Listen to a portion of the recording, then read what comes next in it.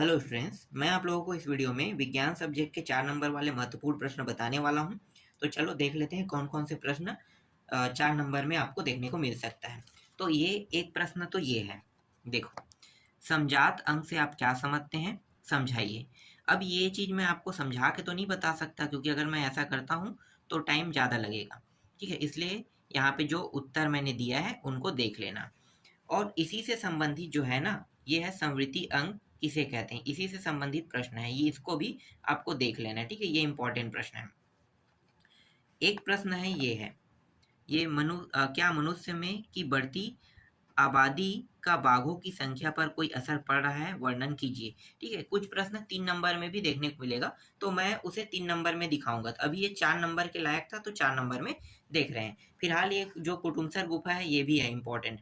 ठीक है, तो अभी कुछ ही को दिखा रहा हूँ मैं आपको। ये 4 नंबर के लायक है, और 4 नंबर के लायक जो प्रश्न बहुत ज़्यादा नहीं है इसमें, 4 नंबर के लायक प्रश्न ये है 4 नंबर। जीवों के विकास के सिद्धांत के 4 बिंदुओं का वर्णन कीजिए। ये है 4 नंबर के प्रश्न। इनके 4 पॉइंट है, इनको याद कर लेना है। इसी तरह से 4 नंबर के प्रश्न में ये है, भ्रूण विज्ञान किस तरह से जैव विकास की क्रिया को प्रमाणित करने में सहायक है, संक्षेप में समझाइए। ये प्रश्न 4 नंबर के हैं, इनको देख लेना।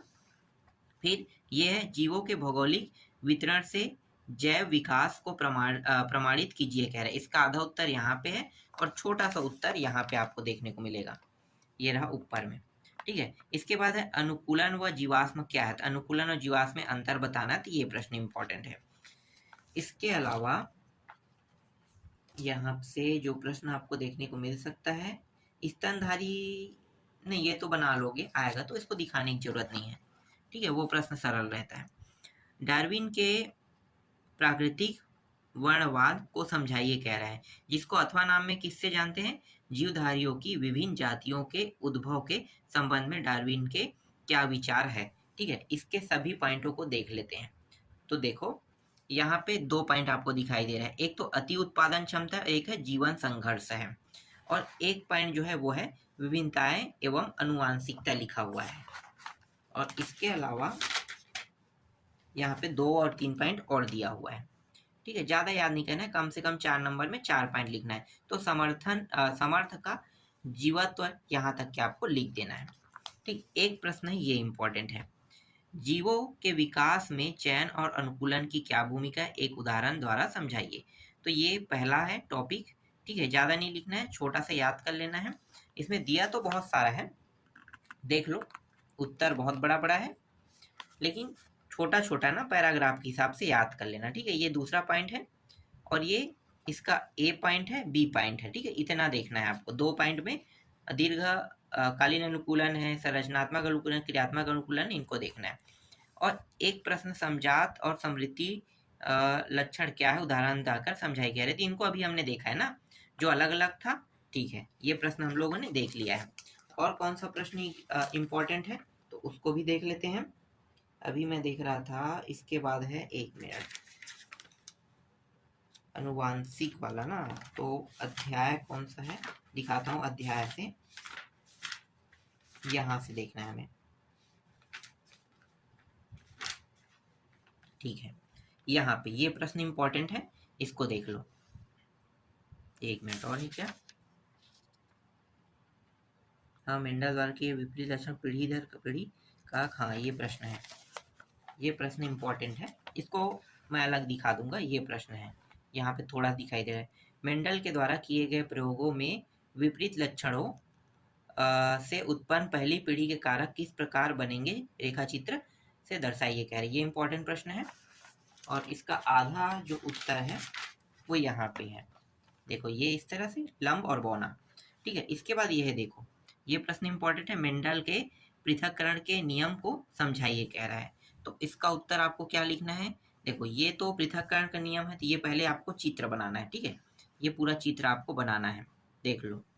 इस चित्र के बाद आपको मैं दिखाता हूँ, ये पूरा टॉपिक भी याद करना है। ठीक है, चलो आगे देखते हैं। इसके बाद नहीं, ये प्रश्न नहीं देखेंगे, डायरेक्ट आते हैं यहाँ पे। अनुवांशिकी के जनक कौन है, अनुवांशिकता के 3 नियमों को लिखिए कह रहा है। तो अनुवांशिकी के जनक है जॉन ग्रेगर मेंडल है ना, यहाँ पे लिखा देखो जॉन ग्रेगर मेंडल है, तो इसको बताना है। और प्रभाविता क्या नियम लिखना है, ठीक है, ये टॉपिक है।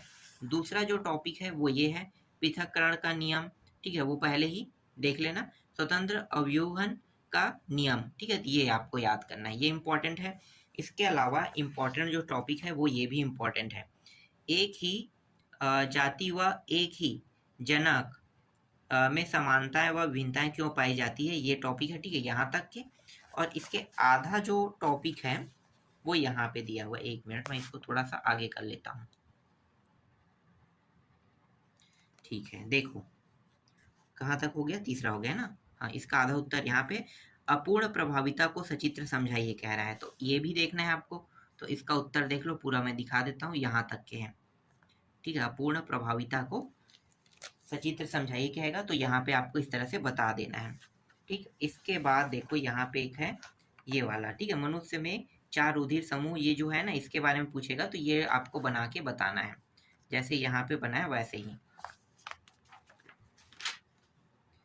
और इसके बारे में थोड़ा बहुत कुछ लिखना है, तो ये इस तरह से आप लिख सकते हो, यहाँ तक कि आपको लिख लेना है। अगला जो इम्पोर्टेंट प्रश्न है वो ये है, देखो चने के पौधे में कक्ष से 1 या 2 पौधे वाला है ना, ये देख लो। यहाँ पे पढ़ते रहूँगा तो टाइम वेस्ट होगा। और ये वाला इसका आधा उत्तर यहाँ तक के है, ठीक है, और आधा उत्तर यहाँ पे है, यहाँ तक के देख लो, ठीक है। एक है ये प्रश्न, ये भी प्रश्न देख लो, ठीक है, ये लिंग गुण से संबंधित है। और इसका पूरा जो उत्तर है वो यहाँ पे आपको देखने को मिलेगा। पहले ये याद कर लेना, ठीक है। ये कैसे होता है, कैसे काम करता है, ये चित्र में बताया, ये चित्र है।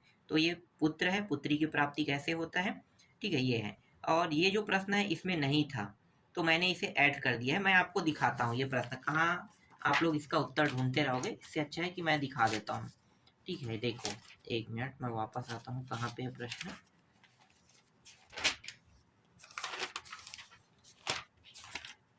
विज्ञान का टॉपिक, हाँ मिल गया।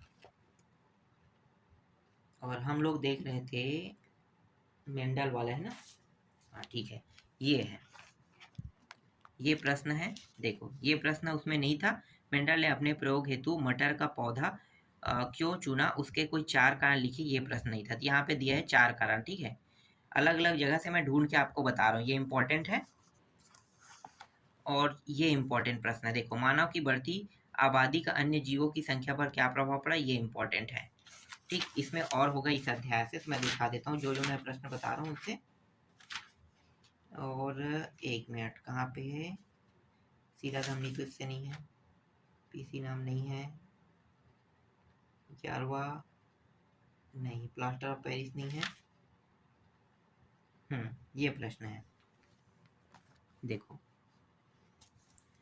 जीवों के विकास के सिद्धांत के मुख्य बिंदु क्या है, ये आपको लिखना है, मुख्य बिंदु, ठीक है। और इसके बाद अथवा टॉपिक यहाँ पे दिया है, विभिन्नता क्या है, ये कितने प्रकार की होती है समझाइए, ये देखना है, ठीक है, ये भी मिल गया। चलो आगे दिखाता हूँ, और होगा तो और देख लेते हैं। इसमें बहुत सारे प्रश्न देखने को मिल सकता है, पर मैं कोशिश कर रहा हूँ कि आपको कम से कम प्रश्न बताऊँ।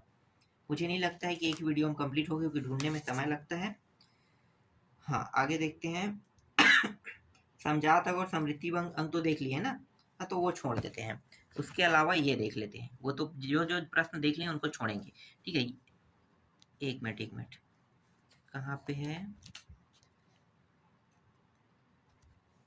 ये तो 12वां, इसका अथवा कहाँ गया है, 1 मिनट ना, हाँ मिल गया, ठीक है। ये देखना है, ये अनुवांशिकी का अध्ययन हमें फसल उत्पादन को बढ़ाने के लिए कैसे मदद कर सकता है, ये इंपॉर्टेंट प्रश्न है। और देख लेते हैं, 1-2 प्रश्न और होगा इसमें इस टॉपिक से।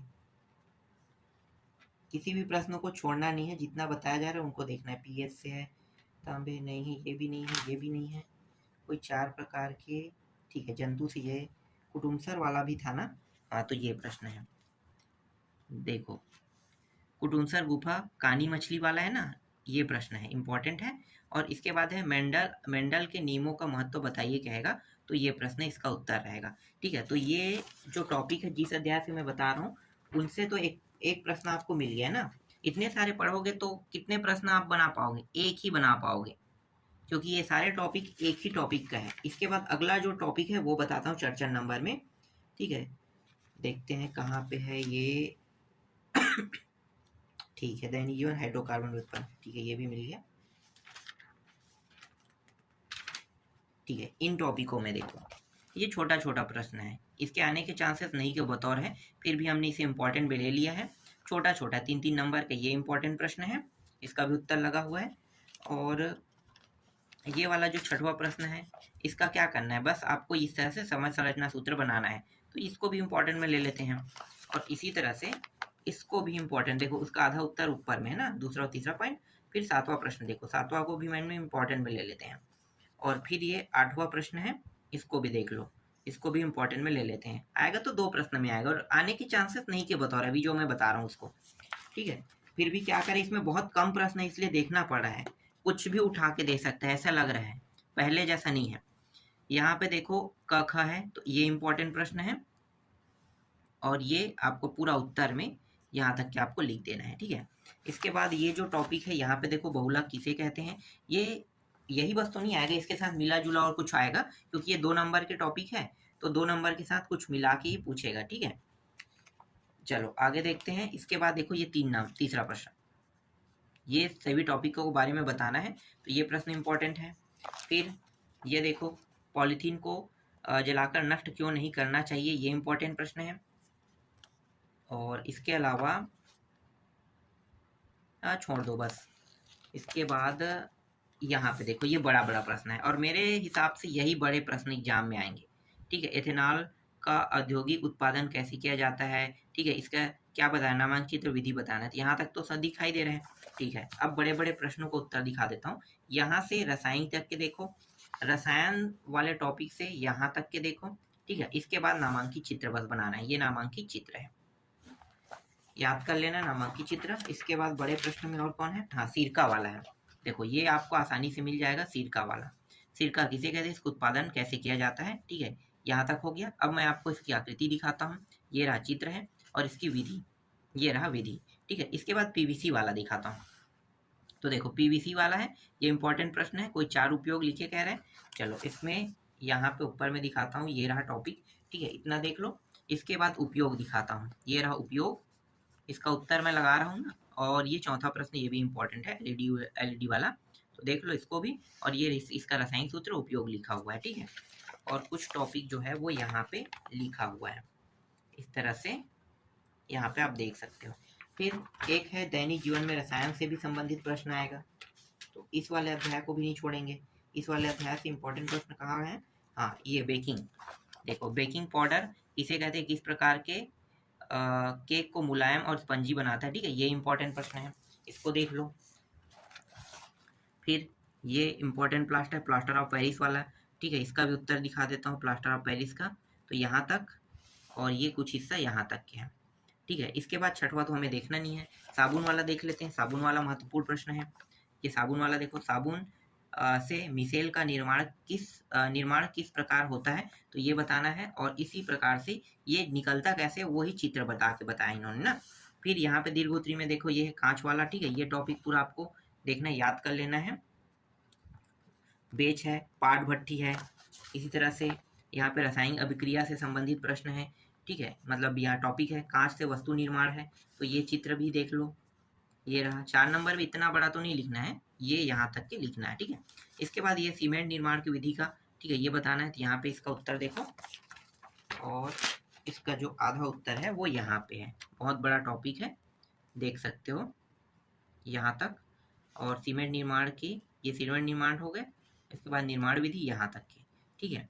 और आधा उत्तर इसके बाद राइट हैंड साइड से लिखना है यहाँ तक, और ये रहा पूरा कंप्लीट। अब इसके चित्र बनाना है, तो ये देखो चित्र, ये रहा चित्र। ये प्रश्न धावन सोडा वाला नहीं था, तो मैंने इसे ऐड किया है, लेकिन ऐड करने की जरूरत नहीं है, मैं आपको डायरेक्ट उत्तर दिखा देता हूँ, ठीक है। कहाँ से दिखाऊँ, हाँ 1 मिनट, पीवीसी वाला तो हमने बोल दिया है ना, हाँ कैल्शियम वाला बचा हुआ था। देखो ये वाले प्रश्न का उत्तर हमने देख लिया है, ठीक है। देखो इसमें छोटा है, हमारे पास जो गाइड है ना उसमें ज़्यादा बड़ा बड़ा उत्तर दिया है, बस पूछेगा इतना पूछेगा, ठीक है। ये वही प्रश्न है, अभी मैंने दिखाया है आपको, पीवीसी वाला वही है, ठीक है। ये कैल्शियम वाला देख लो, ये उसी का टॉपिक है, ये प्रश्न इंपॉर्टेंट है, इसको देख लो। और इसका उत्तर ये रहा, ठीक है, यहाँ तक के।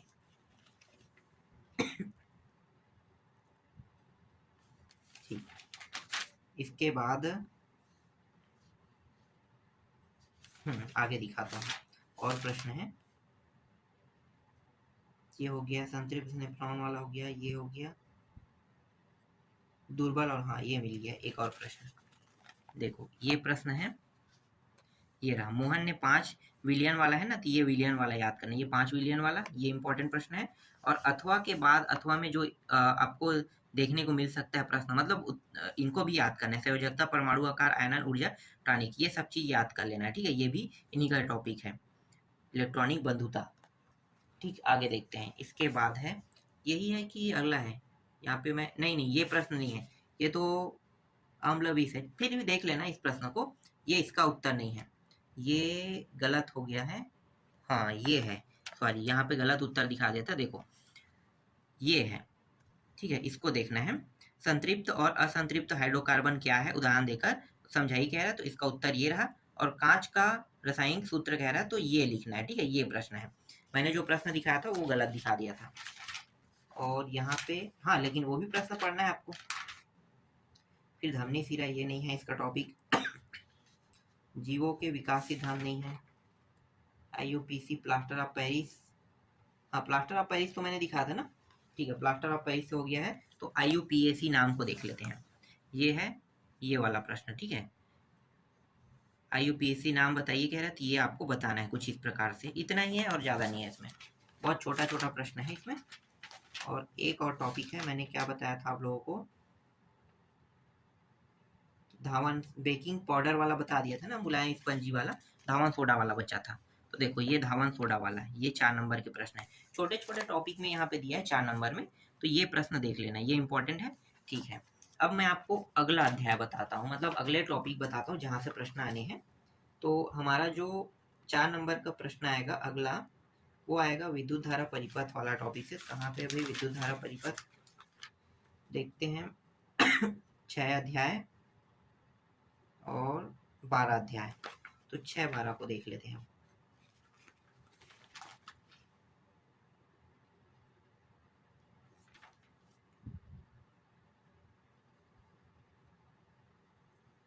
नहीं वो नहीं है, 1-2 दैनिक जीवन रसायन हो गया, हाँ अम्ल क्षार वाला बचा हुआ था, तो भूल गया था, यहाँ से आएगा। आधा वीडियो तो ऐसे ही जा रहा है, ढूंढने में ज़्यादा समय लगता है,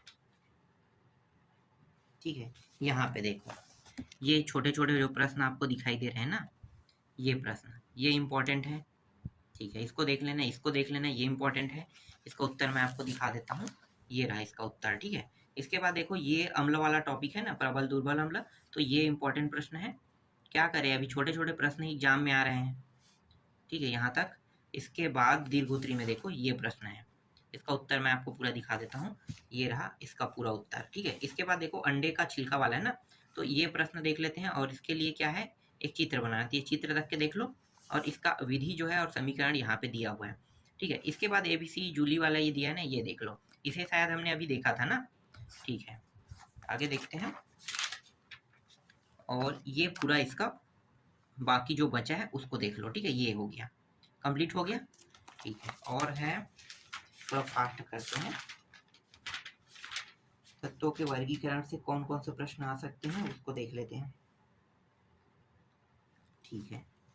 यहाँ से देखते हैं, ये इम्पोर्टेंट है, ये यहाँ से देख लो, ठीक है, ये प्रश्न आ सकता है, ये अलग अलग है चारों टॉपिक, मतलब ये देख लो, ठीक है, ये इम्पोर्टेंट है। इसके बाद ये जो प्रश्न है ये इम्पोर्टेंट है, ठीक है, इसका उत्तर मैं आपको दिखा देता हूँ, ये रहा, ठीक है, इसका उत्तर यहाँ पे तीनों का है। और ये 7वां प्रश्न भी देख लो, 7वां साथ में मिलेगा तभी आएगा ये। इसके बाद दीर्घोत्तरी प्रश्न में देखो ये प्रश्न इंपॉर्टेंट है, ठीक है, एक। फिर मैंडलीफ अपनी आवर्त सारणी वाला है ना, ये प्रश्न इंपॉर्टेंट है, और इसका जो आधा उत्तर है यहाँ पे है।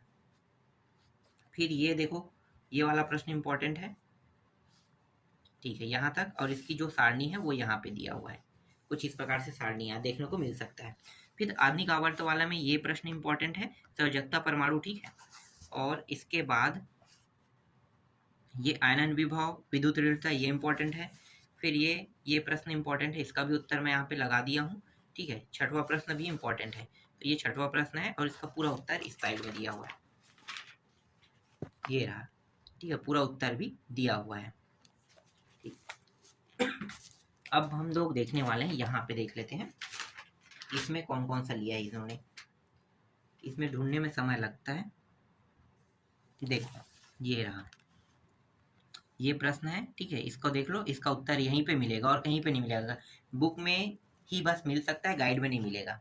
ठीक है, और ये अथवा प्रश्न देखो, ये अथवा प्रश्न है, इसमें जो पूछा है इसके जवाब यहाँ पे दिया हुआ है, यहाँ से यहाँ तक चारों पॉइंट में, तो ये इसको देख लेना है। ठीक है, ये मिल जाएगा आपको। ठीक, आगे देखते हैं। इसके बाद हमें देखना है, कहाँ गया कहाँ गया, ये रहा।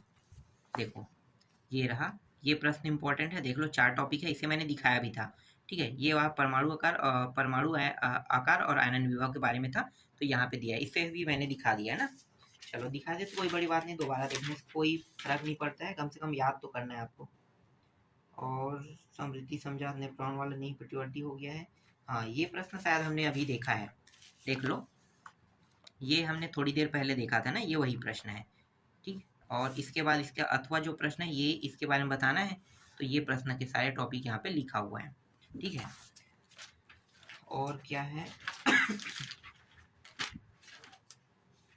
और जो टॉपिक है उसको देख लेते हैं। ये नहीं है, ये नहीं है, ये भी नहीं है। ठीक है, कैल्शियम, ये 12, 13वां प्रश्न, 14वां प्रश्न कहाँ गया यार, 13वां,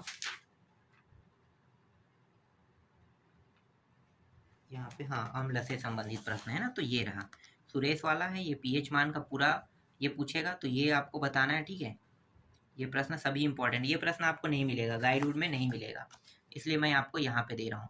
और ये प्रश्न इंपॉर्टेंट है। ठीक है, ये अथवा है, उनके बर्तन में क्यों रखा जाता है और आयनीकरण क्या है, ये इंपॉर्टेंट है। ठीक है, इतना प्रश्न इसमें इंपॉर्टेंट था। इसके बाद ये वाला प्रश्न देखो, ये इंपॉर्टेंट है। ठीक है, ये भी इंपॉर्टेंट है, अथवा में दिया केचुआ मनुष्य कीट के बारे में। ठीक है, तो इसके बारे में बताना है, तो ये भी इंपॉर्टेंट प्रश्न है। ठीक है, ये भी हो गया डी से। और इम्पोर्टेंट कौन सा है, हाँ, ये नेफ्रॉन वाला तो मैंने बता दिया था ना, लेकिन इसमें थोड़ा अलग तरीके से पूछा है। देखो क्या क्या है, नेफ्रॉन को डायलिसिस का थैली क्यों कहते हैं। ठीक है, ये इस तरह से पूछा है। और ये क्या है, प्रतिवर्ती क्रिया पर मेरुरज्जु मस्तिष्क की भूमिका पर टिप्पणी लिखे कह रहे हैं ना, तो ये प्रश्न मैंने बता दिया था। कितने नंबर में, 6 नंबर में। 6 नंबर में ये सारे प्रश्न है, इसके सिर्फ टॉपिक बस देखना है, इसका जो चित्र है वो मैंने बताया था, तो 6 नंबर में मिल जाएगा, इसको यहाँ से देखने की जरूरत नहीं है। 4 नंबर वाले कुछ प्रश्न 6 नंबर में भी है, तो वहाँ से आप लोग पढ़ सकते हो। ठीक है, इसके बाद अगला जो है वो हमारा प्रश्न रहेगा, ये है एओपीसी वाला हो गया। ठीक है, ये है जीवो से संबंधित, नहीं जीवो वाला तो हो गया, ये है धमनी और सीरा को मैंने बता दिया था 4 नंबर में, 6 नंबर में। लैंगिक वाला भी मैंने बता दिया था 6 नंबर में, तो ये प्रश्न हमने पहले ही देख लिया है 6 नंबर में, तो अलग से देखने की जरूरत नहीं है। ठीक है, ऐसे ही मैंने आपको दिखा दिया, यहाँ पे 6 नंबर में देख लिया है। इसके बाद है हमारे अनैच्छिक, हाँ ये मिल गया, 2 प्रश्न यहाँ पे हैं। देखो ये 2 प्रश्न ये है, हमारे शरीर में अनैच्छिक क्रिया का संचालन कैसे होता है, उदाहरण सही समझाइए कह रहे हैं, तो ये आपको बताना है। और ये रहा, पौधे प्रकाश के प्रतिवेदी संवेदी होते हैं, क्या आप इस कथन से सहमत हैं, क्यों। ठीक है, तो इसका उत्तर जो है ये रहा, इसको पूरा लिखना है, 4 नंबर के प्रश्न है, और ये रहा यहाँ पे। इसके बाद और भी कोई प्रश्न होगा तो मैं आपको बता देता हूँ। देखो ये प्रश्न हमने देखा नहीं है ना, ये भी इम्पोर्टेंट है। ठीक है, तो ये 4 नंबर के लायक है, 6 नंबर वाले में मैंने इसे नहीं बताया था, तो 6 नंबर वाले में ही बताया, तो इसको यहीं पे देख लेना है। ठीक है, ये इंपॉर्टेंट प्रश्न है प्रश्न है। नर युग्मक और मादा युग्मक को मैंने बता दिया था, तो वहां से आप देख सकते हो। और ये एक कोष का बहुकोष का जीवों की जनन पद्धति में क्या अंतर, इसको देख लेना, ये इंपॉर्टेंट है, 4 नंबर के लायक प्रश्न है, सारे 4 नंबर के प्रश्न है ये। और ये वाला देखो, ये प्रश्न है, क्या आंवल गर्भ में पल रहे बच्चे के लिए अनिवार्य है, क्यों। ठीक है, ये प्रश्न इंपॉर्टेंट है, इसको देख लेना। और ये प्रजनन वाला तो मैंने बता दिया क्या, ये इम्पोर्टेंट है। और कोई इम्पोर्टेंट है? ये तो हाँ, ये भी है, वर्दी और कलम लगाना, ठीक है, ये इम्पोर्टेंट है। बाकी प्रश्न 6 नंबर वाले में मैंने पहले ही बता दिया है, तो उन प्रश्नों को मैं रिपीट नहीं बताऊंगा, ठीक है। तो 4 नंबर वाला भी आपका कंप्लीट हो गया। इतने प्रश्नों को पढ़ लेना, ये मुख्य रूप से बहुत ही महत्वपूर्ण प्रश्न है।